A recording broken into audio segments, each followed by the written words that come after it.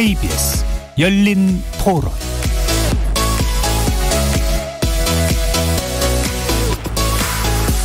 안녕하십니까. KBS 열린 토론 정준희입니다.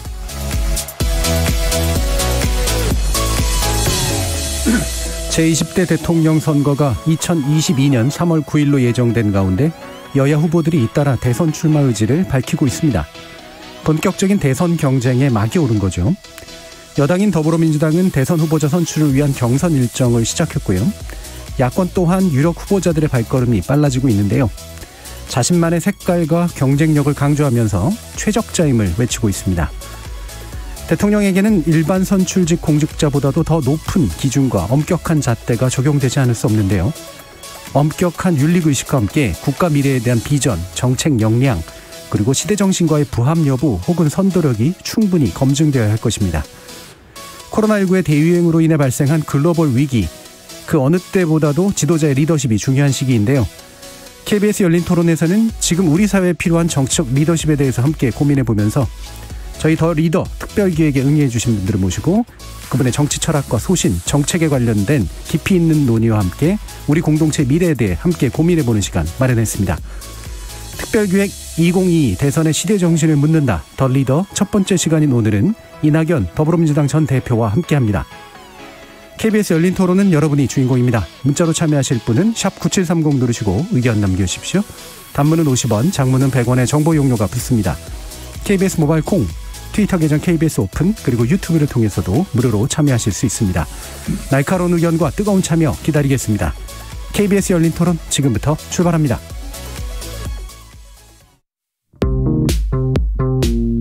(2022년) 대선의 시대정신은? 공정이요. 솔직하게 월급 오르는 거요. 그게 최고인 것 같아요. 사회 갈등 해소를 해주셨으면 좋겠습니다. 아파트값이 굉장히 많이 뛰어서 이제는 꿈조차 꿀 수가 없게 됐더라고요. 코로나19가 빨리 물러갔으면 좋겠어요. 계층 간 불평등 많아요. 일자리 문제 좀 해결해 주셨으면 좋겠어요. 동생 생기면 좋겠어요. 엄마, 동생 좀 낳아주시면 안 돼요? 안 돼요. 여성이 안전한 나라가 됐으면 좋겠어요. 입시 교육이 철폐됐으면 좋겠습니다. 어렸을 때 별로 기억이 안 좋아서 연애하고 싶습니다. 봄 내려온다. 봄이 내려온다. 지금 우리에게 필요한 리더십을 묻습니다. KBS 열린 토론 특집 더 리더 지금 시작합니다.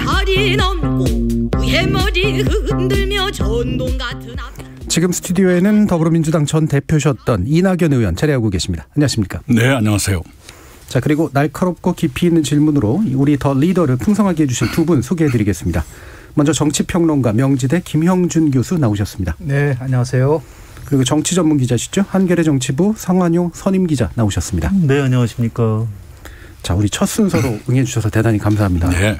2022년 대선 시대정신에 대해서 아까 많은 분들이 얘기해 주셨는데 어떤 시대정신을 생각하고 계신지 그거하고 연결해서 간략하게 출마의 변까지 한번 들어보겠습니다. 예, 많은 사람들이 각자의 삶을 불안해하십니다. 삶을 위협하는 요소가 그만큼 많아졌다는 뜻이지요. 이럴 때 국가는 국민께 어떤 존재여야 하는가. 저는 내 삶을 지켜주는 나라여야 한다고 생각합니다. 단순히 복지뿐만이 아니라 삶과 직결되는 수많은 요인들 그리고 삶을 위협하는 수많은 불안 요인들로부터 삶을 보호하는 것이 국가의 책임이다. 이런 뜻입니다. 내 삶을 지켜주는 그런 나라를 만들기 위해서 출마를 결심했습니다. 예, 지금은 이제 불안이라고 하는 게 되게 중요한 시대고 그거를 삶의 안전으로 어떻게 바꿔낼 것인가, 어떻게 돌봐줄 것인가, 국가의 책임까지도 고민해 주신 말씀 잘 들어봤고요. 자, 저희 더 리더의 공통 질문으로 이거를 선정했는데요. 내 인생의 헤드라인입니다.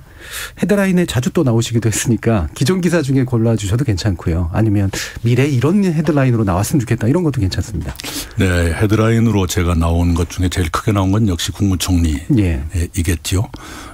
그것이 저에게 국정을 폭넓게 경험할 수 있는 기회도 주었고 또 앞으로의 저의 행보에서 많은 채무도 남겨준 일이 됐습니다.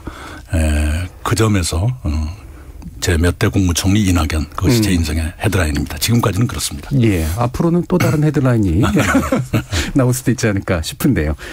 자, 많은 정치인이 선거 전에 저서를 출간합니다.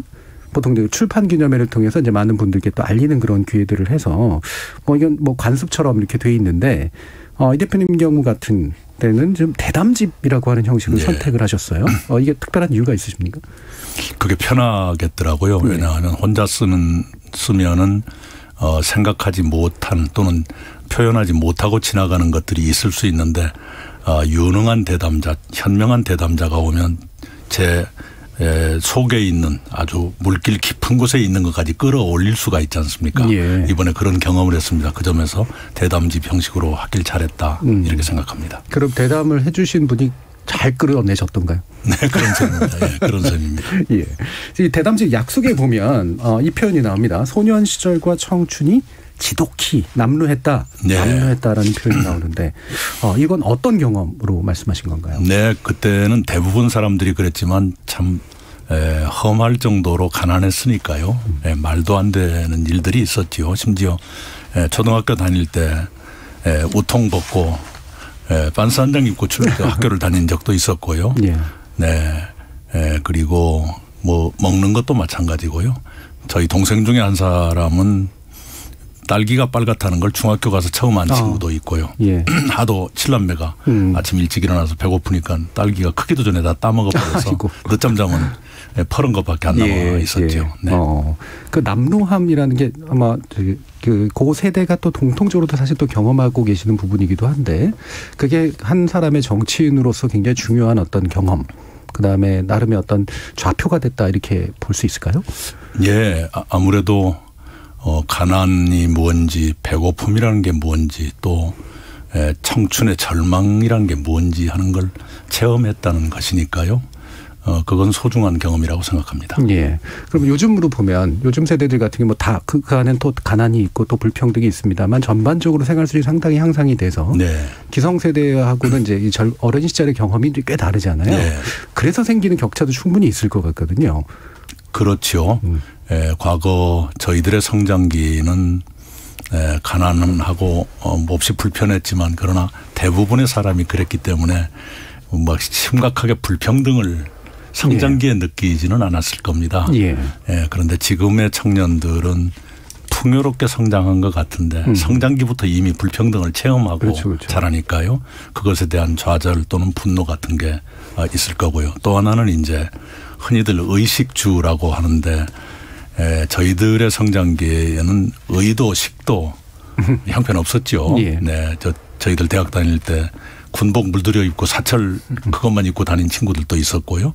그냥 군화 그 낡은 거 사가지고 목 잘라서 그거 사철 신고 다니는 친구들도 있었고 또 그게 멋이라고 생각했었는데 요즘은 그리고 이제 굶는 날도 많았고요. 예. 물로 배를 채운 경우도 있었고요. 그런데 요즘은 의와 식은 큰 걱정이 없는데 추후에 대한 그렇죠. 계산이 서질 않는다.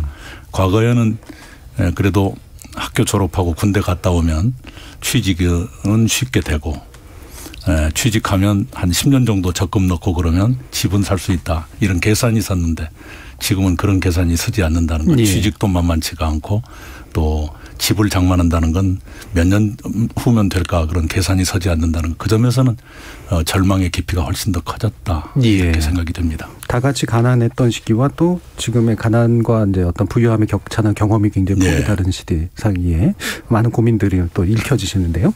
자, 그럼 이제부터는 두 분의 패널께 일단 당분간 공을 넘겨드리도록 하겠습니다. 어느 분이 먼저 하시면 좋을까요?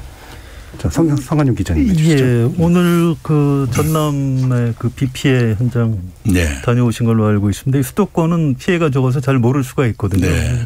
현지 상황이 어떤지 가서 무슨 말씀하고 오셨는지 좀 소개를 해 주실까요? 네, 제가 해남과 진도를 갔습니다. 남부지방 중에서 강우량이 제일 많았던 곳이고요. 특히 진도는 관측사상 1강우량, 하루 강우량으로는 최대 기록을 세웠습니다. 460mm가 내렸다고 하는데요. 불행 중 다행으로 진도는 그렇게 강우량은 많았으나 인명피해는 없었고요. 해남은 인명피해가 한 분이 나왔었습니다. 매번 침수 피해를 겪는 곳이 또 겪거든요. 한 군데는 제가 지사 때 배수 개선 사업을 해서 그 덕을 본 곳이었고요. 한 곳은 제가 못해서 여전히 피해를 겪은 곳을 봤어요. 그런 점에서 예산이 많이 들더라도 그런 상습적인 침수 지역은 좀 항구적인 배수 개선 사업을 할 필요가 있다는 걸 정부에 말씀드리고 싶고요. 그다음에 여전히 그 저지대에 있는 주택들은 굉장히 취약합니다. 그래서 도시재생 사업을 한다면 자꾸 도시 중심으로 하기보다는 그런 곳도 좀 시야를 넓혀서 해 줬으면 좋겠다 이런 생각을 했습니다. 자, 코로나 방역 질문을 먼저 좀 드리지 않을 수가 없습니다. 좀 우리 정부에서 방역 당국에서 조금 안이하게 대처했다가 혹시 이렇게 된 것은 아닌지, 또 백신에서 뭔가 좀 수급에 문제가 생긴 것은 아닌지, 뭐 정부 당국자들이 뭐 사과도 하고 하던데요. 어쨌든 총리도 하셨고 또 집권 여당 국회의원이시고 우리 국민한테 이 코로나 방역 단계 지금 높인 거에 대해서 어떤 당부와 위로 말씀 먼저 좀 해 주셨으면 감사합니다. 예, 지금까지 아쉬움이 없진 않았죠. 예컨대 백신의 초기 공급이 늦게 시작됐었다는 건 아쉬움입니다만은, 그러나 그 뒤로 굉장히 그 백신 접종이 빨리 확산돼서 그 점은 잘 대처했다고 생각을 합니다. 그리고 델타 변이는 막기는 어렵지요. 그런데 지금부터 또 바짝 우리 국민들을 협조하여 긴장을 해야 되겠구나 이런 생각을 합니다. 이럴 때 자꾸 누굴 탓하기보다는 함께 협력해서 이 고비를 넘기는 게 좋겠다 이렇게 생각합니다. 예, 일단 먼저 들어봤고요. 다시 또 김영준 교수님께서 한번 질문해 주실까요? 첫 질문이니까 무겁지 않으면서 좀 꼭 듣고 싶은 얘기 좀 질문드리고 싶습니다. 좋은 징조가 조금 이제 저는 여론조사를 굉장히 오랫동안 전공한 학자인데요. 최근에 보면은 이낙연 지금 후보님께서 조금 이제 지지율의 변화를 이제 감지하고 있다는 게 대체적인 이제 시각인 거예요. 그런데 여론조사와는 달리 이제 국민 면접에서 이제 일을 하셨다는 거. 또 뭐 좋은 이제 징조일 수도 있고, 또 하나 이제 관심 있게 보고 있는 거는 이 후원금 문제입니다. 이 후원금이 이틀 만에 이렇게 11억 이상을 모이고, 그리고 이게 소액 기부가 중요한 거거든요. 10만 원 이하 소액 기부를 하신 분들이 98%. 저는 굉장히 정치 참여라든지 아니면 이제 든든한 국정 경험, 안정감, 품격 이런 것들에 대한 기대감이 굉장히 이제 노출됐다고 저는 봅니다. 근데 이거는 이제 큰 장점인데요. 본인이 생각하실 때 가장 나한테 최고의 약점이 뭐냐. 그러니까 왜 이 말씀을 드리냐면, 이 97년도 아마 기억이 나실 겁니다. 김대중 대통령이 최고의 약점을 최고의 강점으로 전환시켰어요. 그때 IMF 시대를 맞이하면서 뭐 대권병에 걸렸다 그랬지만 준비된 대통령이라는 그걸 가지고 IMF를 극복을 했기 때문에 누구나 다 약점이 있는데, 전 대표님께서 전 대표님이 갖고 있는 본인의 약점을 이걸 어떻게 나름대로 지금 얘기하시는 보다 나은 미래를 위해서 발전시킬 수 있을 것이냐에 대한 혹시 구상을 갖고 계시면 좀 말씀해 주십시오. 네, 그거 좀 알려 주세요. 제가 생각하는 제 약점은 전통적 의미에서의 정치. 사람을 내 사람으로 만든다거나 그걸 조직화한다든가 그런데 많이 취약합니다. 그냥 그런 사람을 내 사람으로 만드는 집요함이 부족하달까. 그냥 이렇게 내 말씀을 드리면 되는 걸로 생각하는데 그것보다 훨씬 더 많은 노력이 필요하다는 것. 그 점에서 좀 아직도 과제가 많다고 생각을 합니다. 그것이 저의 강점으로 될 수 있을지는 모르겠습니다. 확실히 이제 기자님과 교수님의 질문 스타일이 굉장히 다르시구나 하는 것들을 알 수 있었는데 다시 한번 성한 얘기 좀 껴볼까요? 글쎄요. 진짜 뒤집으면 강점이 될 것 같아요. 그만큼 이렇게 공평 무사하다. 어떻게 보면 정치인이나 공직자가 또 가져야 되는 가장 중요한 덕목일 수 있거든요. 근데 처음부터 지금 너무 무겁게 가는 거 아니에요? 제가 약간 가벼운 질문 한두 개만 더 이어서 목소리가 후보님 굉장히 좋으신데 이 타고난 목소리이신지 좀 약간 의식적으로 까시는 건지. 제가 옛날 책 보니까요. 어릴 적 저 별명이 동네 누나들이 생영감이라고 지어줬다고 그랬는데 어떻게 그런 별명을 갖게 되신 건지요? 시골 초등학교에서는 여학생들 나이가 훨씬 많아요. 그래서 심지어는 저보다 5살 위도 있었죠. 근데 초등학교에서 5살 위면 이미 사춘기에 들어가 있었던 것 아닙니까? 그런 사춘기에 접어든 소녀들 눈으로 보면 아주 어린 애가 목소리가 굵으니까 생년감, 나이 먹지 않은 아직 익지 않은 영감이다. 뭐 그런 뜻이었어요. 게다가 이제 제가 급장을 했었는데요. 급장이라는 게 무슨 뜻이냐면 제가 나온 초등학교가 분교여서 반이 없었어요. 그래서 반장이라는 용어가 없었고요. 네, 학급이라는 급장이었습니다. 졸업생이 다 해서 동기생이 다 해서 37명밖에 안 됐는데 제가 급장을 좀 했었거든요. 근데 아주 어린애가 나이도 5살이나 어린애가 급장이라고 뭐 어쩌고저쩌고 하면 가소로웠겠죠. 그래서 생년감 그렇게 불렀던 것 같습니다. 그렇게 된 거군요. 네네. 목소리가 원래 좀 굵었어요. 네. 본래 목소리가 굵었어요. 네네네. 이건 뭐 흉내낸다고 될 일입니까? 일부러 낮게 까는 건 아니신 걸로 알고. 혹시 성대 결절 수술을 2번 했거든요. 선거 운동하고 난 뒤에. 그렇게 하면 좀 고음불가 조금 옥타브가 안 올라가는 그 여파는 있었는지 모르겠습니다. 그런데 그것도 제가 정치 들어와서 성대 결절 수술 2번 했으니까요. 생년감 그 별명에 영향을 준 건 아니겠죠. 제가 이제 전에 기사 쓰느라고 책을 이낙연 후보님 책을 찾아본 적이 있어요. 그런데 제목 자체가 낮은 목소리 돼 있고요. 더 넓게 보고 멀리 꿈꾸며 더 높게 지향하기 위해서 낮은 목소리. 넓게 보고 멀리 꿈꾸고 높게 지향하려면은 목소리를 좀 깔아야 되는구나. 이게 낮은 목소리라고 하실 때하고 깔을 때하고는 좀 약간 다른 것 같아요. 그렇습니다. 이제 그래서 이제 이어지는 질문인데요. 그 책의 부제 중에 지름길을 모르거든 큰 길로 가라. 굉장히 좀 인상적인 부제였습니다. 이게 2002년 대선 국면에서는 논평으로 기억을 합니다. 이게 어떤 상황이었는지 좀 간략히 설명을 해 주시면 어떨까요? 지금까지도 회자되는 논평이지요. 그때 무슨 일이 있었느냐 그러면 기억나실 겁니다.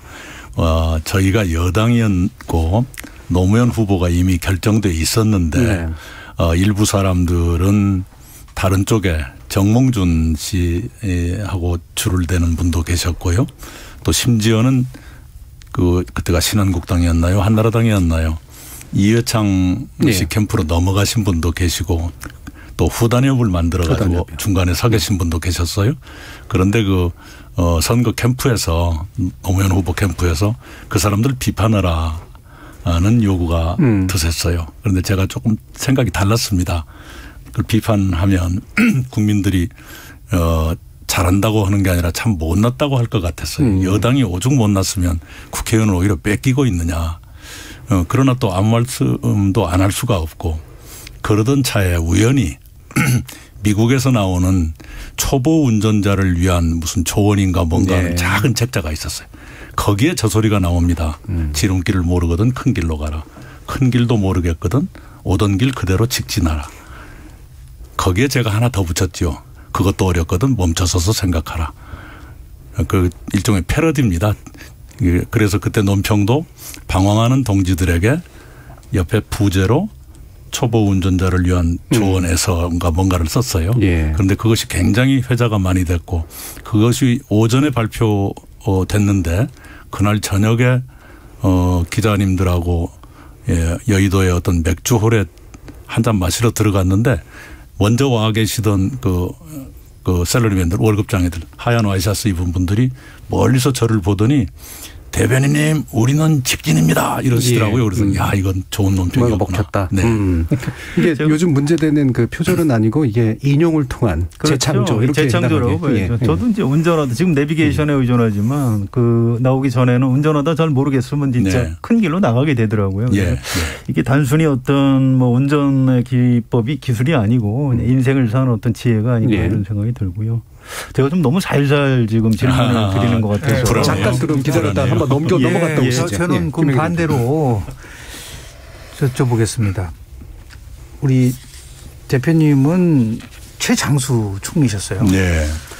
그런데 실질적으로 보면은 2020년 8월서부터 지지율이 굉장히 변화가 옵니다. 2020년 8월이에요. 한국갤럽 조사랑 거의 비슷할 겁니다. 2020년 8월 13일 날 조사에서 이재명 지사한테 역전을 당하고 그 이후로 이제 계속해서 이제 이 지지율이 이제 조금 더 고착화된다라고 하는 평가도 있었는데 그러면 도대체 2020년 8월 이후에 어떤 일이 있었을까? 제가 이제 한번 다 리뷰를 좀 해봤어요. 가장 대표적인 건 2020년 8월 29일 날 당대표 선출되셨고요. 네. 그리고 나서 이제 뭐 어차피 3월 9일 날 이제 그만두셨는데 그때 대표님이 이제 당대표 되시고 나서 5대 명령이라는 거를 하셔서 기억나실 겁니다. 코로나 극복하고 여기도 비슷하게 국민의 삶을 지키겠습니다 하면서 제가 굉장히 관심이 있었던 부분은 뭐였었냐면 결국은 협치를 얘기를 하셨었어요. 그때 내가 당대표가 되면 여야 간의 협치를 복원시키고 나가겠다라고 했는데 실은 그 이후에 협치보다도 협치 절벽으로 가는 부분이 굉장히 많습니다. 이때 훨씬 더 많은 부분을 하셨어야 되는데 대권 후보로서의 행보와 당대표 행보가 두 가지를 가지고 충돌했을 가능성이 높은데 그때 그 어떠한 나름대로 구상을 갖고 계신지 저는 당대표 쪽에 훨씬 더 비중을 많이 두시다 보니까 결국 이제 현 정부에게 지나치게 차별 없이 간 게 아닌가 그런 부분들이 굉장히 많은 지적이 있었어. 그때 그 상황 한 6개월 정도 하셨지만은 당대표로서 아쉬웠던 부분들을 좀 말씀을 좀 해 주셨으면. 우선은 저라는 사람이 그렇게 전략적이지 못합니다. 그래서 대표면 대표 일에 충실해야 한다. 총리는 총리 일에 충실해야 한다. 다른 얘기는 나한테 좀 듣지 않게 해달라. 그런 식이지요. 그래서 그렇게 했는데 결과가 꼭 좋았던 것은 아닙니다만 저의 자세는 그거였습니다.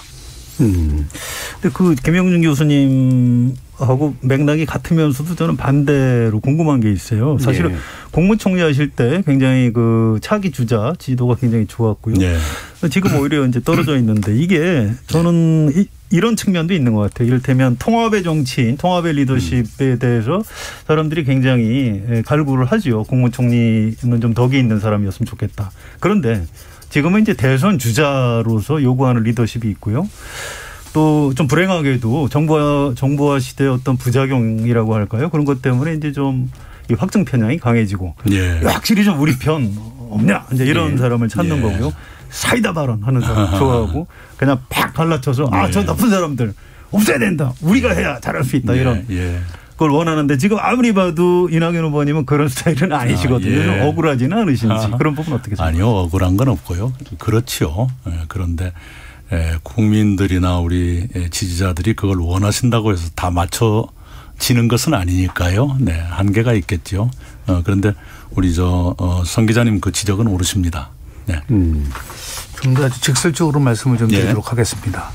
왜냐하면 왜 그럼 지지율이 떨어졌는가라는 것에 대한 여러 가지 분석이 있을 수 있지만 이게 왜 중요하냐면 오늘 이 프로가 리더십과 관련된 거고 향후 대한민국을 이끌어갈 리더에 대한 부분이기 때문에 그렇습니다.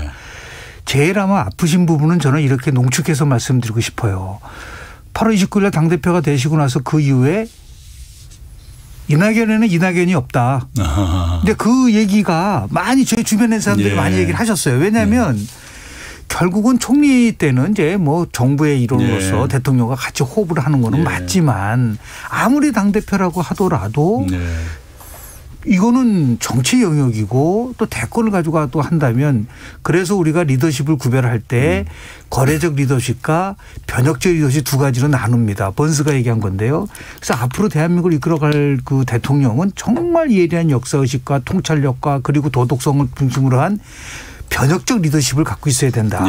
그런 면에서 봤을 때 이제 앞으로 지금 얘기하시는 이 약속 내 삶을 지켜주는 이 나라를 지키기 위한 가장 큰 리더십은 저는 거래 리더십은 안 된다.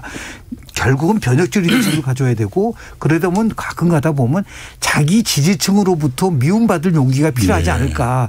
그런 면에서 조금 서서 이제 예열을 하시면서 가는 그런 단계가 아닌가라는 생각이 드는데 어떻게 생각하고 계신지요? 옳은 말씀이세요. 그리고 제가 대표를 하면서 늘 고민했던 것도 그런 것이지요. 하나의 요구는 이낙연의 칼날을 보여야 한다는 요구가 있었는데 그러나 막상 그날그날의 일을 보면 만만치가 않습니다. 왜냐하면 당내에서도 굉장히 많은 의견들이 있고요. 또 어떤 사안마다 이렇게 갈리세요. 의견들이.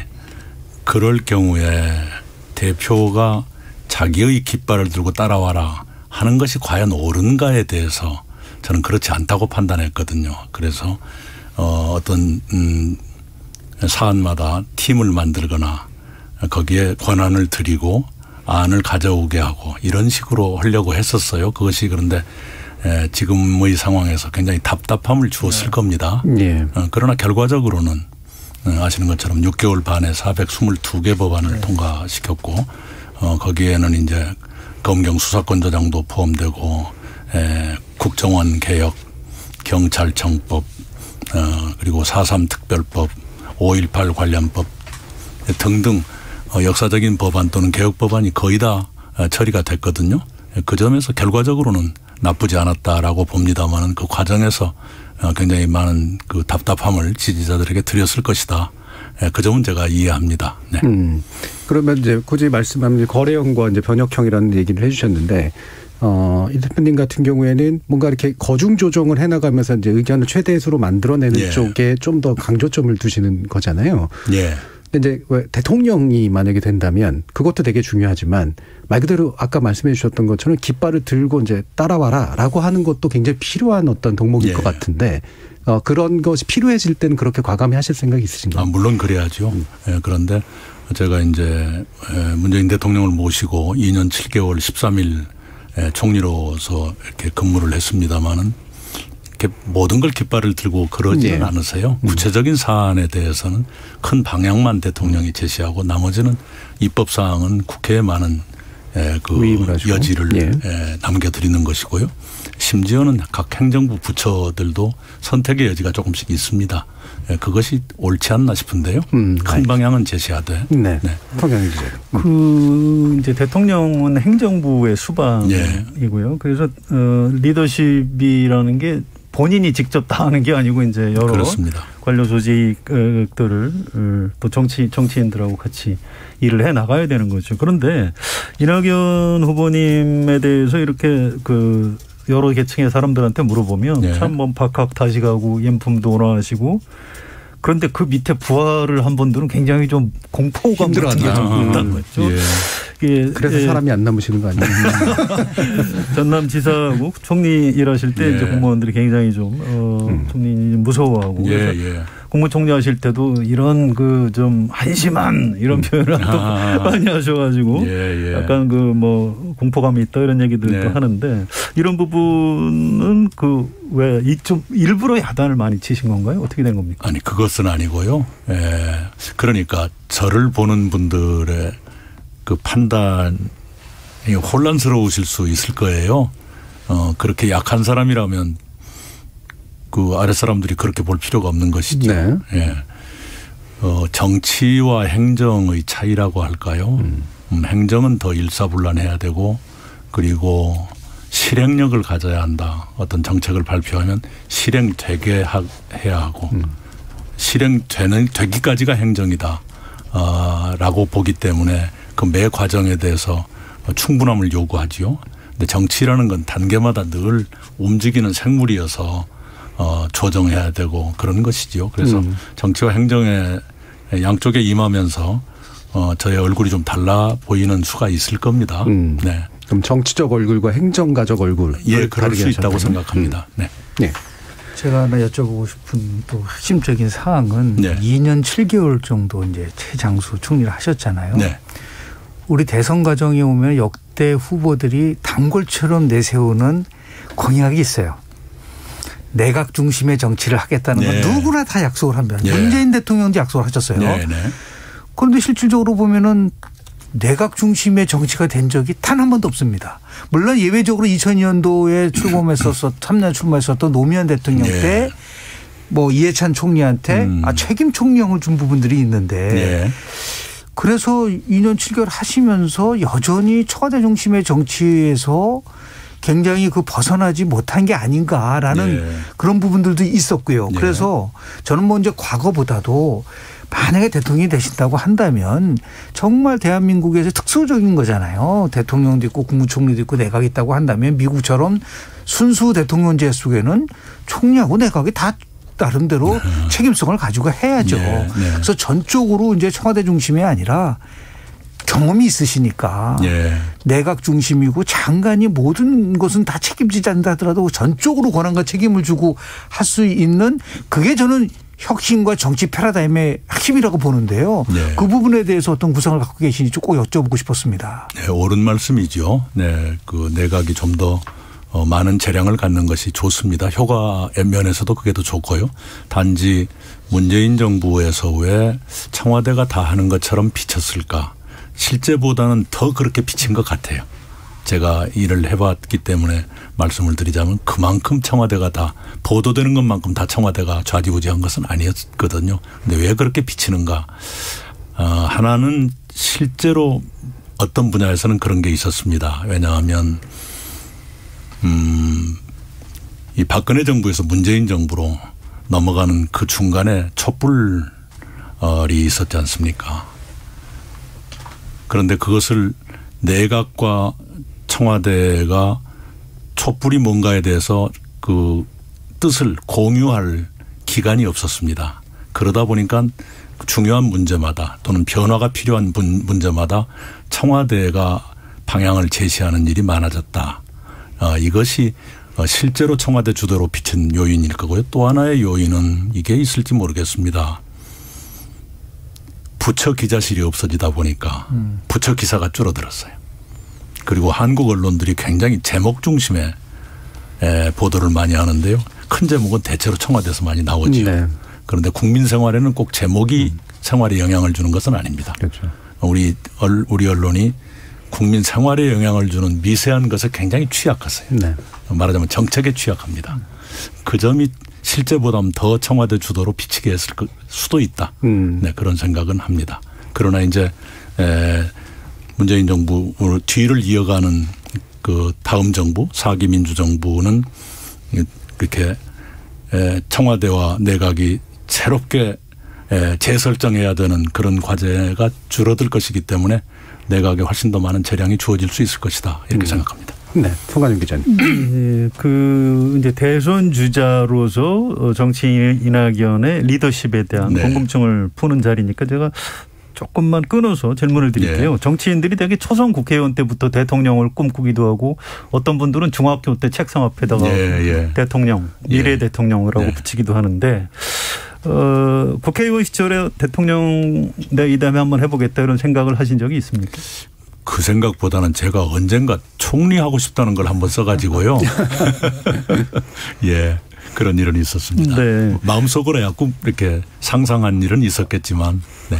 자, 그러면 내가 다음 대통령을 한번 해봐야 되겠다라고 어떤 결심을 하신 때가 언제인지 어떤 계기가 있었는지 혹시 뭐 전남지사 때인지 그 이후에 국무총리 때인지 조금만 구체적으로 설명을 해 주시면 어떨까요? 총리를 맡아갈 무렵에 이런 일이 내 앞에 혹시 오지 않을까 그런 책임이나 요구가 그런 생각이 들었죠. 제가 앞으로 그걸 위해서 계획을 세우고 제 모든 일상을 거기에 맞추겠다 그것은 아니었고요.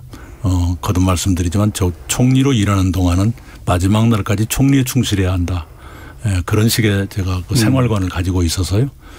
그리고 그 주변에 제 주변에는 준비해야 된다는 얘기를 하는 분도 계시지만 그러지 마라. 그랬었죠. 이 정권을 잡고 대통령이 된다는 거는 본인이 대통령이 되는 것도 있지만 사실은 어떤 세력이 집권하는 측면도 있고요.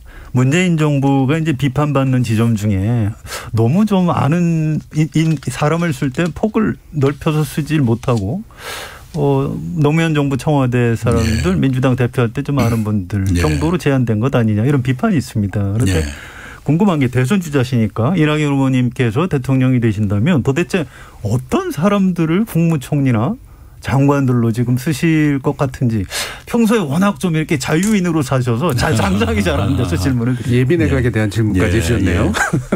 이런 게 있을 것 같아요. 대통령과 꼭 같이 해야 하는 핵심적인 부문이 있을 겁니다. 거기는 오랜 세월을 같이 했거나 또는 한 달이 건너서라도 철학이 비슷한 사람을 중용해야 되겠죠. 그런데 그렇지 않는 그 분야의 특별한 그 전문성이라든가 그 분야의 평가라든가 이게 중요한 부처도 있죠. 그런 분야는 그쪽에서 존경받는 분, 신뢰를 받는 분을 모시는 것도 괜찮을 것 같아요. 주로 연구, 문화 이런 쪽은 그쪽에서 존경과 신뢰를 받는 분을 모시는 게 더 효과가 있을 것 같다 이런 생각을 합니다. 자, 그러면은 김영준 교수님 어떤 질문까지 듣고 한번 일부 정리 한번 해볼까요? 예. 현 정부에서 가장 취약한 지적을 받는 게 실은 인사정책이었었습니다. 네. 그래서 지금 이 정부만이 아니라 역대 정부가 다 공통적이었었습니다. 네. 다시 얘기해서 뭐 최상의 인재를 영입한다고 했지만은 검증 부분들도 어떻게 볼 때는 좀 부족한 부분도 많았었고 또 가장 핵심적인 게 조금 전에 송 기자님도 말씀하셨지만 코드 인사 중심으로 모든 게 만들어졌고 그렇지만 분명히 문재인 대통령님도 취임사에서는 나를 지지하지 않았던 사람들 그리고 적재적소에 능력 있는 사람들을 쓰겠다고 했는데 결국은 그렇게 되지는 못했습니다. 그런데 자꾸만 이걸 가지고 제도에 문제가 있다라는 거로 막 항변을 하거든요. 청문회 제도가 잘못됐다. 저는 미국 정치를 수없이 연구해 보더라도 제도가 아니라 처음부터 좋은 사람을 다양한 검증을 통해서 좋은 사람을 후보로 추천하면은 아마 정책 청문회가 될 거예요. 그런 의미에서 봤을 때 너무 제도적으로 문제가 있다는 데 대해서는 전 동의하지 않는데 대표님께서 어떻게 생각하시는지. 오히려 저는 몇 개 부처라도 제가 약한 것을 가지고 계신 분을 모셨으면 싶어요. 네. 이 미국 몇 분 대통령의 그 스피치라이터 팀에 대해서 조금 관심 가지고 몇 개 제가 글을 읽어본 적이 있는데요. 케네디 대통령은 본인이 젊다는 것에 대해서 혹시 국민들이 불안해하실까 싶어서 당대 최고의 역사학자를 스피치라이터 팀의 그 책임자로 모시거든요.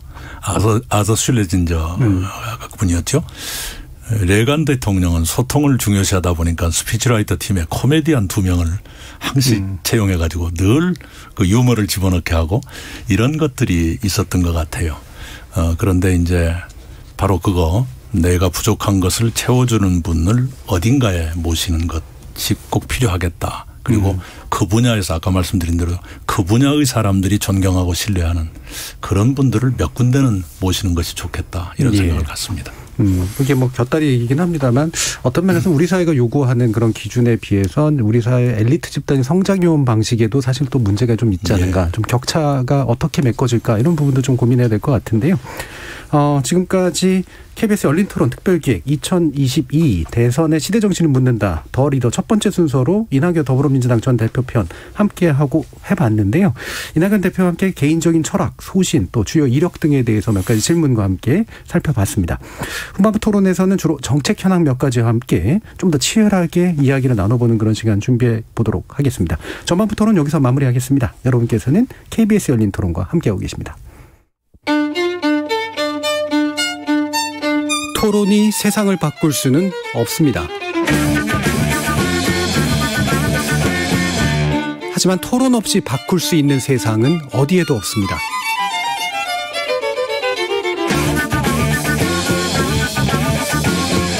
세상의 선한 변화를 갈망하는 당신. 정답이 아니라 질문의 힘을 믿는 당신. 우리 KBS 열린 토론에서 만납시다.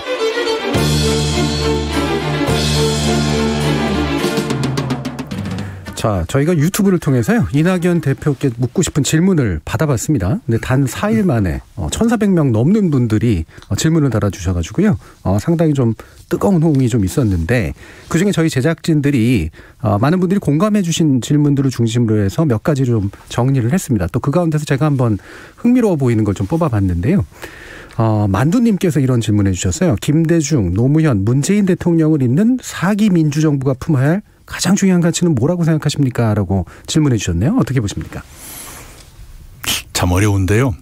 그냥 뭉뚱그려서 균형이라고 말씀드리겠습니다. 왜냐하면 지금 우리 사회의 요구가 굉장히 격렬합니다마는 그 요구 사이에 상충도 있을 수 있습니다. 예를 들어서 공정, 평등, 포용 공정하다고 모든 것이 평등하게 되는 것은 아니죠. 예.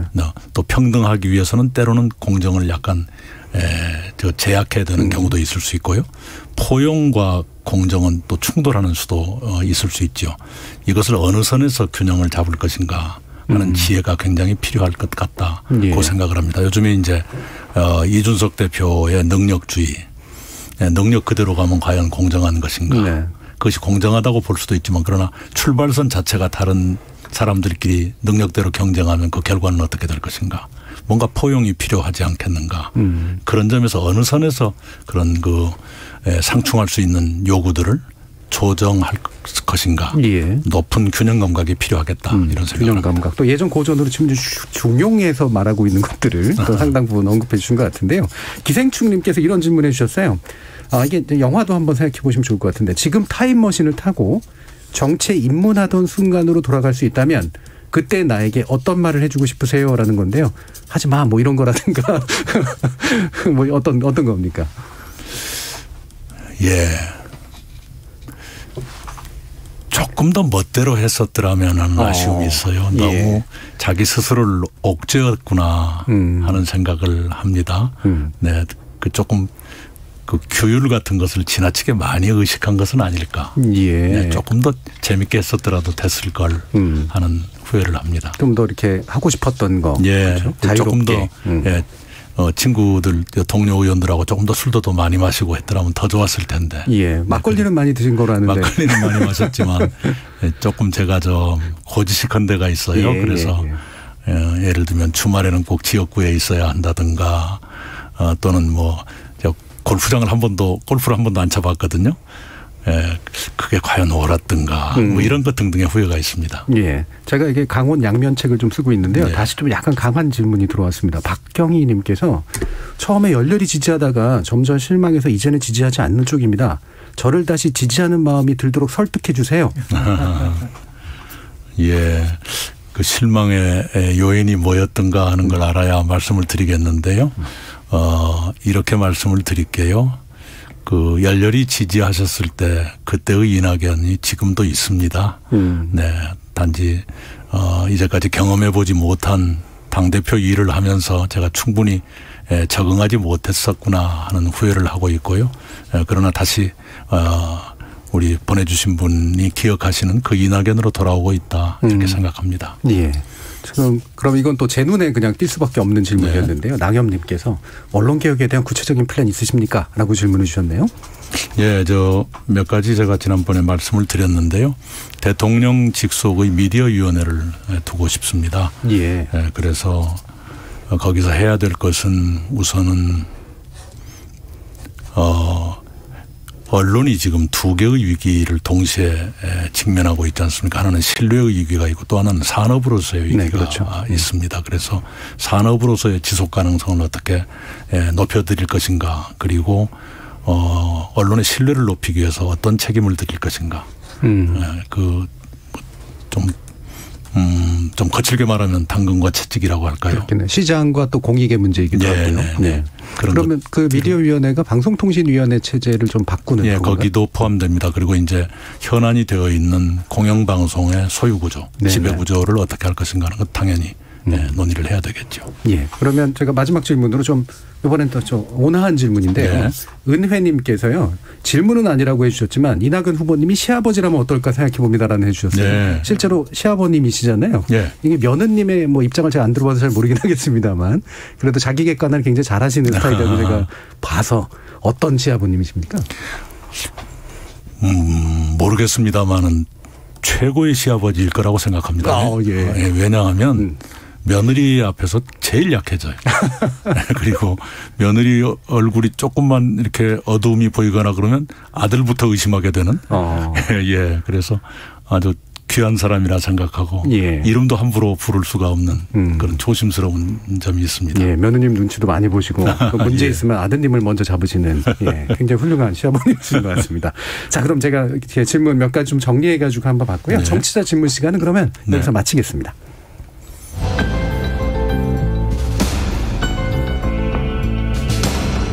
지금 여러분께서는 KBS 열린 토론 특별기획 2022년 대선의 시대 정신을 묻는다. 더 리더. 이낙연 더불어민주당 전 대표 편을 듣고 계십니다.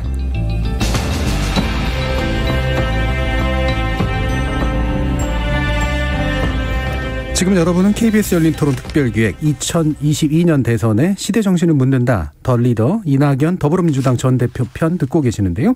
다시 두 분 패널께 공을 넘기겠습니다. 자, 이번에는 송 기자님께서 먼저 시작하실 순서인 것 같네요. 예, 그 정치 노선, 가치, 정책 노선. 자, 김대중 노무현 문재인 정부의 계승자. 를 자처하시는데 이낙연 후보님 본인의 정치적 노선은 중도 보수, 중도 실용, 중도 개혁 뭐 이런 것 중에 어디에 가깝다고 생각하시는지 또 그 이유는 무엇인가요? 네, 실용적 진보주의라고 생각합니다. 실용이라는 것은 그때그때 효과로 나타났으면 좋겠다라는 의미에서의 실용입니다. 그리고 국민들께 체감 되도록 했으면 좋겠다라는 것이고요. 기본적으로 진보라는 것은 현실을 바꿔가야 된다는 그리고 우리의 오랜 가치 쪽으로 근접해 가야 된다는 의미에서 진보입니다. 바꿔야 될 걸 바꾸고 바꾼 게 체감되게 하겠다라는 말씀이신 거예요. 2012년 대통령 선거에서 문재인 후보가 패배하고요. 그 즈음에 이낙연 후보께서 우리는 태도 보수, 생활 보수를 좀 제대로 읽질 못해서 졌다. 이런 말씀을 하신 적이 있어요. 그래서 이게 사실 상당히 의미가 있는 말씀이셨고 나중에 문재인 대통령이 책에다가 인용까지 했는데 사람들은 이낙연 후보님은 굉장히 점잖은 분이고 그래서 좀 보수적인 사람인갑다라고 오해를 하기도 합니다. 이 부분 좀 설명을 해 주시는 게 좋고. 제가 문재인 대통령님의 전화를 처음 받았던 것이 바로 이것 때문이었습니다.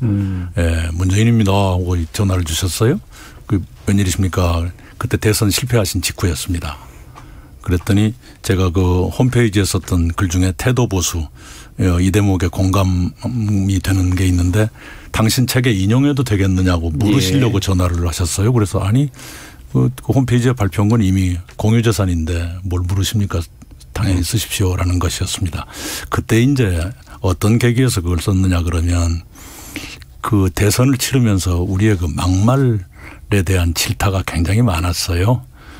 그래서 제가 그 우리 동지들과 공유하고 싶은 얘기로서 그걸 올렸지요. 무슨 뜻이냐 그러면 우리 사회가 진보적 가치를 지향하더라도 지향하는 자세나 태도는 조금 더 보수화될 필요가 있다. 무슨 얘기냐 그러면 우리 사회가 점점 더 고학력화, 고소득화, 고령화 3고 시대가 되면 태도에서는 거칠고 막말하고 이런 건 점점 싫어하게 되는 것 아닌가. 그래서 우리가 우리의 가치를 추구하더라도 막말 같은 건 피하고 그런 태도에서는 좀 보수적일 필요가 있다. 그런 얘기였는데요.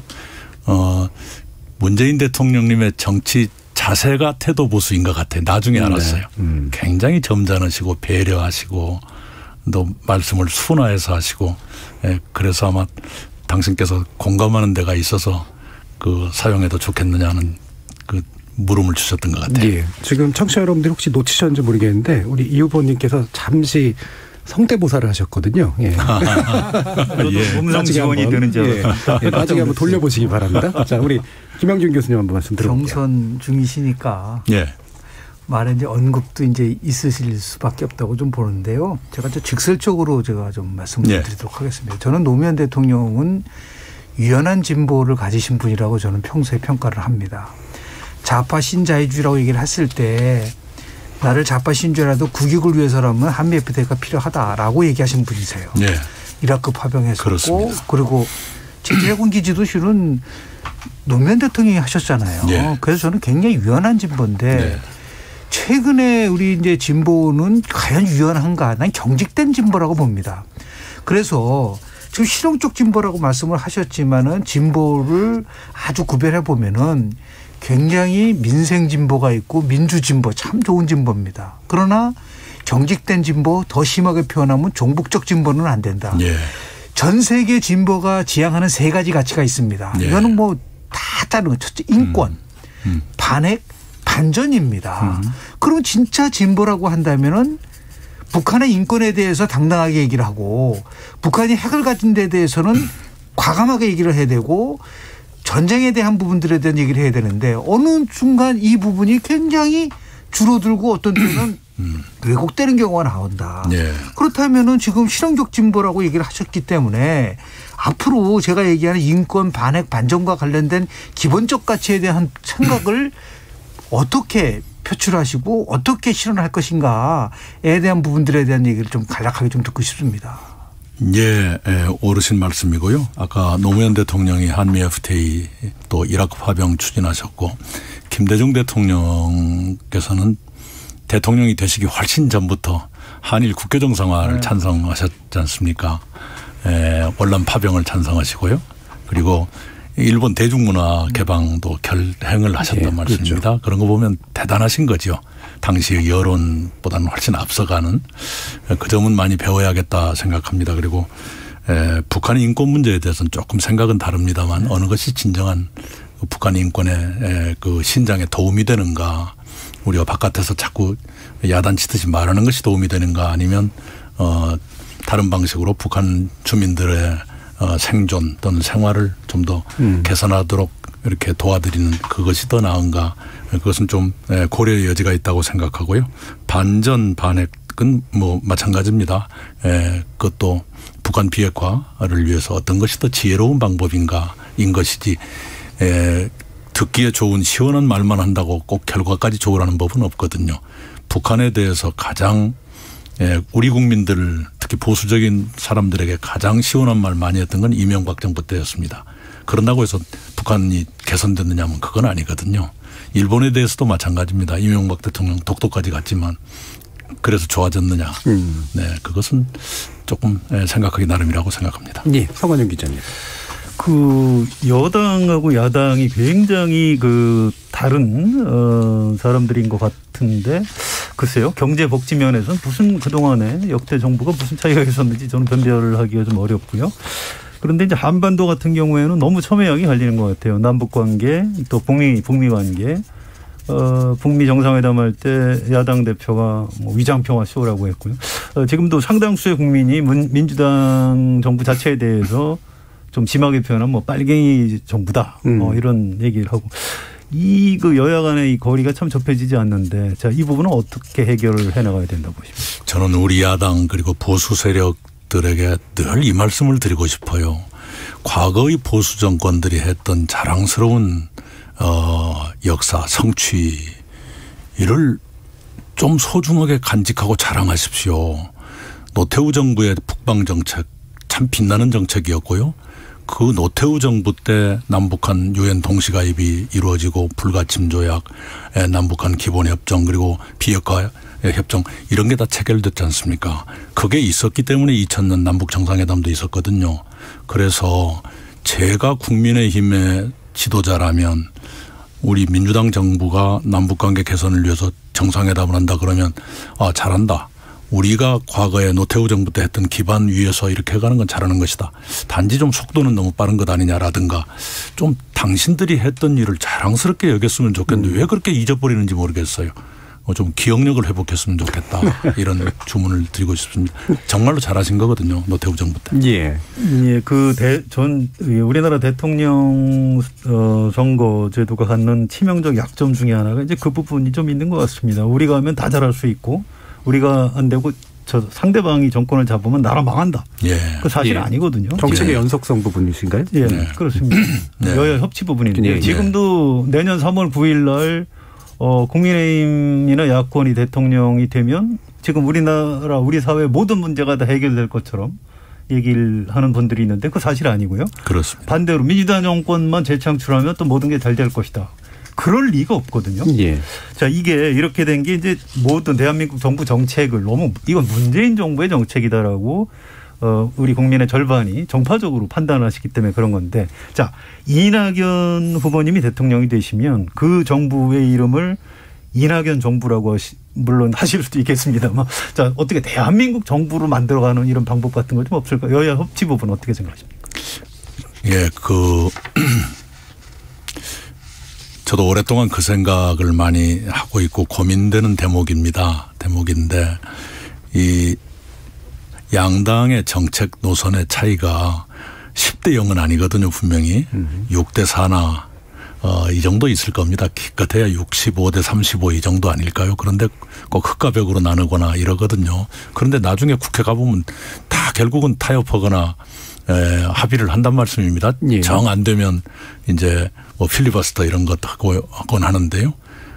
제가 그 대표할 때 422건의 법안 중에서 필리버스터에 걸린 건 3건뿐이었습니다. 날치기는 하나도 없었고요. 예. 네. 그런데도 그냥 뭐 입법 독주다 뭐다 그러는데 그건 아니죠. 그런 점에서 이름을 뭐라고 붙이느냐 아마도 그냥 뭐 이낙연 정부 이렇게 붙이겠죠. 예. 그런데 흙과 벽으로 가르거나 10대 0으로 가르는 그런 것은 안 하고 싶습니다. 요즘에 제가 좀 우리 참모들한테 제가 야단 맞는 게 있어요. 어떤 걸 해야 합니다. 그 일을 하는데 제가 좀 더 나을 겁니다. 아니 좀 나만이 할 수 있습니다. 좀 그렇게 말하세요. 아니 그런 법이 어디가 있어. 내가 좀 더 근접할 겁니다. 이렇게 하는데 그런 상대주의가 대중적이지 않다. 이래서 좀 야단을 맞습니다. 예. 그럼 이게 제가 약간 추가적으로 질문하는 건데 제가 이제 토론하면서 느끼는 건 실제로는 한 7대 3 아까 얘기하신 뭐 그 정도일 수도 있는데 일부러 정치를 하다 보면 의도적으로 10대 0을 만들어버리는 전략들을 쓰기도 하잖아요. 그런 것들을 어떻게 좀 관리하실 수 있을 것 같으세요? 그래서 저는 좀 정치 언어의 객관화라고 할까요? 좀 정확하게 말하고자 하는 그런 노력을 서로 했으면 좋겠고요. 우리 국민들께서도 좀 그런 쪽으로 유도했으면 좋겠어요. 너무 시원한 말만 찾지 마시고 네, 그건 시원한 말이 대체로 과장일 가능성이 높거든요. 네. 자, 다시 그러면 김영준 교수님. 대통령제 하속에서 성공적인 국정 운영이 되기 위한 첫 번째 조건은요. 여야가 함께 행정부를 견제해야 됩니다. 지금까지 단 한 번도 그런 적이 없었어요. 우리가 이제 기형적인 권력 구조를 갖고 있기 때문에 대통령제를 채택을 하면서 운영은 내각제적으로 운영을 했기 때문에 그렇다고 저는 생각을 합니다. 그래서 만약에 정말 대통령이 되신다면은 지금까지의 관행, 예를 들어서 청와대가 집권당을 통해서 국회를 나름대로 좌지우지했었던 그런 아직 부분이 분명히 있었단 말이죠. 이 부분에 대해서 새로운 통치에 대한 패러다임, 다시 얘기해서 집권당이 집권당답게 자율성과 독립성을 줘야 되는데 처음에 다 그런 약속을 하지만 저는 문재인 정부 때 제일 심화된 것 같아요. 역대 정부도 마찬가지였었지만 그렇기 때문에 모든 것이 다 청와대가 다 하는 것처럼 느껴지고 모든 것이 전부 다 대통령이 다 하는 것처럼 느껴지는데 결국 모든 책임은 또 대통령이 대해질 수밖에 없는 부분들이 있지 않겠는가. 그래서 나름대로 혁신을 얘기를 하셨기 때문에 특히 정치 혁신의 핵심이 청와대와 집권당과 의회라는 이 관계의 변화라는 저는 굉장히 핵심이라고 보는데 뭐 지금 국회도 계셨었고 행정부도 계셨었고 또 지방 자치도 참여를 하셨기 때문에 가장 많은 경험을 갖고 계셨기 때문에 혹시 과감하고 한 번도 해보지 않은 정치 혁신의 안이 만약에 있다고 하시면 오늘 이 방송에서 좀 얘기를 해 주시면 어떨까라는 생각이 듭니다. 소통이 제일 좋은 것 같아요. 제도화할 수 있다면 하는데 제도라는 건 정치적 제도라는 건 잘 안 지켜질 가능성이 높고요. 지금 여야 상설협의체도 한 번도 안 열렸는데요. 제가 총리 때나 또 지사 때 보면은요. 막걸리 자주 마시는 게 제일 좋은 것 같아요. 일주일에 한 번 정도는 여당 지도부 또 그다음에 야당 지도부 이렇게 또는 함께 자주 만나야 된다. 만나고 싶어요. 그래서 속에 있는 얘기도 하고 이 정도 안 되겠냐. 서로 좀 그런 것이 제일 좋지 않겠는가. 오바마 대통령이 한 달에 평균 1.8회씩 만났습니다. 문재인 대통령이 그동안 소통하는 부분이 굉장히 부족했었거든요. 그래서 그거를 지금 대표님 말씀하신 것처럼 완전히 깨서 수시로 만나고 수시로 야당의 그 상임위별로 만나서 미국은 그걸 많이 하지 않습니까? 왜 꼭 여당 의원들만 불러서 밥 먹고 야당 의원들은 물론 안 가니까 그렇다 하더라도 불러오게끔 하는 게 그게 리더십 아닌가요? 그런 부분에 있어서 지금 저 소통에 대해서는 정말 저는 동의를 합니다. 제가 에피소드 하나를 소개해 드리자면요. 제가 총리 그만둘 무렵에 한국 막걸리 협회 감사패를 받았거든요. 음주량은 측정이 안 되지만 그 구매량은 측정이 돼요. 서울과 세종의 공간에서 예산으로 막걸리를 산 그 금액은 있는데요. 99종류 6,971병을 구매했더라고요. 네. 예산 범위 안에서 하신 건 맞죠? 물론. 그리고 실제로는 그 만난 사람 숫자에 비하면 예산이 훨씬 적게 듭니다. 그렇겠네요. 와인을 마시거나 위스키를 마시거나 그러지 않으니까요. 양은 그릇 그 막걸리 잔이 수백 개가 그 국가의 자산으로 지금 남아 있습니다. 네, 송 기자님. 자, 정책과 관련한 질문을 좀 드릴게요. 그 신복지 체제. 네. 복지를 새로 하겠다 뭐 이런 뜻인 것 같기도 하고 물론 내용을 제가 몰라서 이렇게 여쭤보는 건 아니고요. 모든 국민의 생활 영역에서 세계 10위권 경제 규모에 걸맞은 생활 최저선을 설정을 하고 국가가 이제 책임지겠다 이런 거고요. 이게 이제 사회 수당 돈을 주는 것보다 어떤 사회 서비스에 좀 초점이 맞춰 있는 걸로 이해를 하고 있습니다. 그런데 일반 국민들은 귀에 아직 쏙 들어오는 것 같지는 않아요. 그래서 이걸 좀 이렇게 좀 인상적인 짧은 표현으로 좀 정리해 주셨으면 좋겠다는 생각이 들고요. 궁금한 건 이제 그게 아니고 어쨌든 이걸 하더라도 상당한 재정이 들어가고요. 지금 코로나 때문에 재정을 좀 풀 수 있는 시기이긴 합니다만 장기적으로 재정을 쓸 수는 없는 거거든요. 자, 신복지 체제를 갖추기 위해서 이 재정 부분 이거 어떻게 해결을 하실 생각이시죠? 우선은 경제 회복으로 세수가 늘어나는 것이 바람직하겠죠. 이미 올해 상반기에 30조 이상의 초과 세수가 생긴 것이 그 단적인 사례인데요. 그다음에는 우선 땅 부자 증세부터 시작할까 합니다. 그래서 중부담 중복지 정도까지는 가야 되지 않겠는가 하는 생각을 하고 있습니다. 정책 관련된 거 한번 말씀드리겠습니다. 우리 대표님은 일본 통이시잖아요. 제가 이걸 보면서 세계 주요 도시의 도심 아파트가 변동률을 이코노미스트지가 발표를 했어요. 그런데 서울 같은 경우는 2016년서부터 2021년까지 89.7%가 상승한 걸로 나오고요. 그래서 제가 확 눈에 띄었던 건 뭐였었냐면 도쿄가 5.2%밖에 안 됩니다. 왜 그러면 도쿄에서 우리 같은 도심인데도 불구하고 변동률이 이렇게 낮았는가. 근데 이코노미스트가 지적한 거는 뭐냐면 독일이나 일본이 추구했었던 거는 역시 그 아주 공급을 확대한 것이 결정적이었었다. 그러니까 부동산 값이 증가했었던 아주 끔찍한 실수를 한 쪽에서 보면 대부분이 규제하고 수요를 억제한 정책을 폈었다. 그건 이코노미스트가 얘기를 한 겁니다.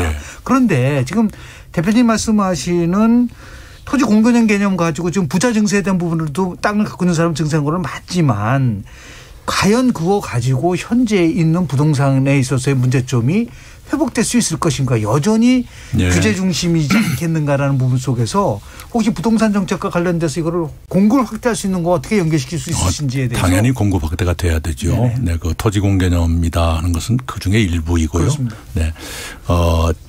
문재인 정부의 부동산 정책이 왜 한계에 부닥쳤는가 저는 이렇게 생각합니다. 부동산 시장 안정을 최고의 가치로 두고 그 안정을 이루는 방식으로 이른바 정태적 안정, 수요 억제를 통한 안정에 너무 비중을 많이 두었습니다. 그걸 바꿔서 수요 억제와 병행해서 공급을 확대해 가면서 안정을 취하는 이른바 동태적 안정으로 전환했어야 되고 그걸 병행했어야 되는데 그러지 못했었다. 더구나 이제 주택의 수요라는 건 인구 증가에 비례하는 것이 아니라 가구 수의 변화에 비례하는데 1인 가구의 폭발적인 증가와 함께 주택의 수요가 다양화되지 않습니까? 그것을 충분히 예측하고 대비하지 못했던 것이 뼈 아픕니다. 그래서 그렇게 다양한 수요의 변화 또 수요 자체의 폭발적인 변화에 부응해야 되고 그런 점에서 이제 1인 가구 전용 주택을 포함한 다양한 주택의 지속적인 공급, 예측 가능한 공급 이것이 둘 다 병행돼야 된다. 그것을 위해서 저는 아예 주택부를 신설하자. 10년이건 또는 15년이건 주택 문제가 더 이상 우리 사회의 난제가 아닐 때까지 그런 식으로 가는 게 어떤가 이런 생각을 갖고 있습니다. 제가 이제 마지막 질문 기회를 한 번씩 더 드렸어야 되는데 시간이 많이 남지 않아 가지고요. 제가 이제 마지막 질문으로 한 두 가지를 이제 드려야 될 것 같습니다. KBS 열린 토론 특별기획 2022 대선의 시대 정신을 묻는다. 더 리더 이낙연 더불어민주당 전 대표편 마무리 발언으로 이어갈 텐데요. 저희 더 리더가 하는 또 한 가지 공통 질문이 있는데 리더란 뭐뭐다라고 할 때 어떻게 정의하실 수 있을까요? 예, 제가 오래전에 어떤 선생님한테 배운 얘기인데요. 리더란 주는 사람이다. 주는 사람. 네. 꿈을 주건 돈을 주건 일자리를 주건 뭔가를 줘야 되는데요. 지금 필요한 역할은 믿음을 주는 사람이어야 한다라고 생각합니다. 예, 그러니까 리더라고 하는 건 기본적으로 주는 존재고 네. 그게 시대에 따라서 뭘 주느냐가 다른데 네. 지금은 왜 믿음이라고 생각하십니까? 그것이 많이 붕괴됐기 때문입니다. 우리 대한민국이 아시는 것처럼 블룸버그 혁신지수는 세계 1위, 제조업 경쟁력은 세계 3위, 국방력은 세계 6위, 수출 7위, 수입 8위, 그다음에 GDP 규모 10위 이렇게 상위 랭크가 돼 있는데 신뢰 지수는 70몇 위인가 되고요. 예. 갈등은 130몇 위가 돼 있어요. 이 두 가지를 해결하지 않고는 앞으로 나아가기 어렵죠. 그래서 지도자부터 신뢰를 드리는 것이 필요하다. 신뢰를 드리기 위해서는 솔직해야 되고요. 솔직함. 네네. 아무래도 우리 사회가 이제 저신뢰 사회라고 하는 문제, 네. 갈등이라는 문제를 확실히 안고 있기 때문에 지금 시대에서 지도자는 신뢰를 주기 위해서 솔직해야 된다. 예, 이런 말씀을 해주셨네요. 자, 그러면 이제 마무리 발언 기회를 드리는 시간인데요. 오늘 함께해 주신 소감을 말씀 주셔도 좋고요. 앞으로의 계획 또는 약속, 책처럼 약속이라고 하는 것들을 말씀 주셨으니까 제언의 말씀 부탁드리겠습니다. 예. 오늘 참 좋은 시간이었는데 제가 오히려 시간이 짧은 것 같습니다.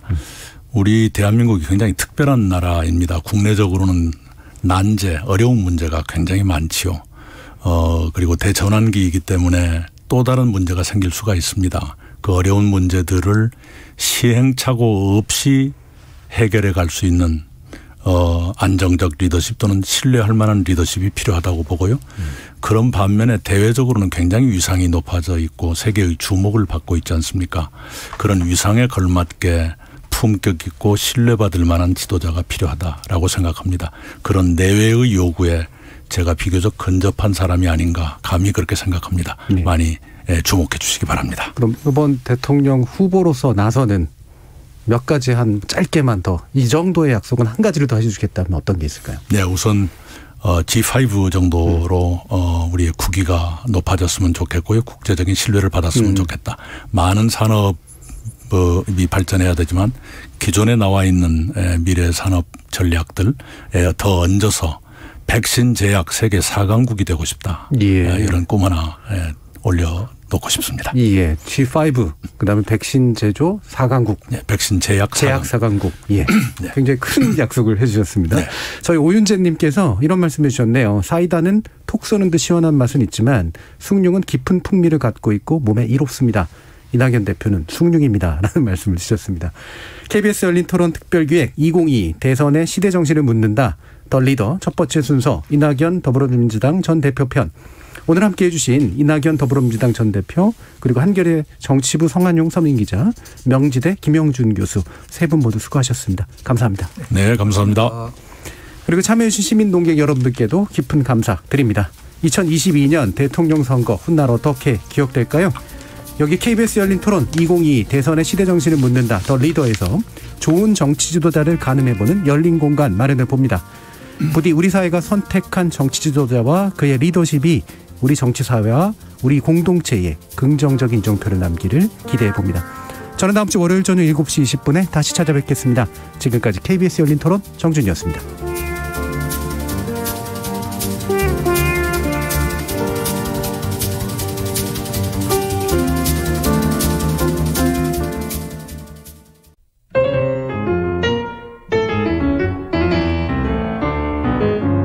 안녕하세요. 피아니스트 손여름입니다. 저는